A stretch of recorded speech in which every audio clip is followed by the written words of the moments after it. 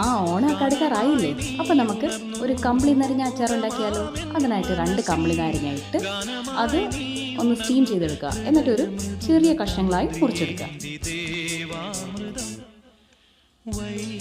അത് നമുക്ക് ഇഷ്ടമുള്ള രീതി ചെറിയ പീസാക്കിയാൽ മതി.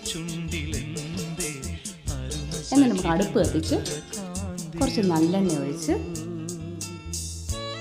കുറച്ച് കടുക്, കുറച്ച് ഉലുവ, ഇത് പൊട്ടി വരുമ്പോൾ കുറച്ച് വെളുത്തുള്ളി, കുറച്ച് ഇഞ്ചി, ഒരു 2-3 പച്ചമുളക്, ഇതെല്ലാം കൂടിയിട്ട് നന്നായിട്ട് വഴറ്റി കൊടുക്കുക. എന്നിട്ട് കുറച്ച് മഞ്ഞൾപ്പൊടി, ഒരു 5-6 ടീസ്പൂൺ മുളക് പൊടി, കുറച്ച് കായപ്പൊടി, കുറച്ച് ഉലുവാപ്പൊടി, എന്നിട്ട് നന്നായിട്ട് ഇളക്കി ആ സ്റ്റൗ ഒന്ന് ഓഫ് ചെയ്ത് ഇളക്കുക. എന്നിട്ട് വീണ്ടും സ്റ്റൗ എത്തിച്ച് കുറച്ച് ഉപ്പും ഇട്ട് നന്നായിട്ട് ഇളക്കി, എന്നിട്ട് നമ്മുടെ ആ നാരങ്ങ അതും കൂടെ ഇട്ട് നന്നായിട്ട് ഇളക്കി കൊടുക്കുമ്പോൾ നല്ല ടേസ്റ്റിയായ കമ്പിളി നാരങ്ങ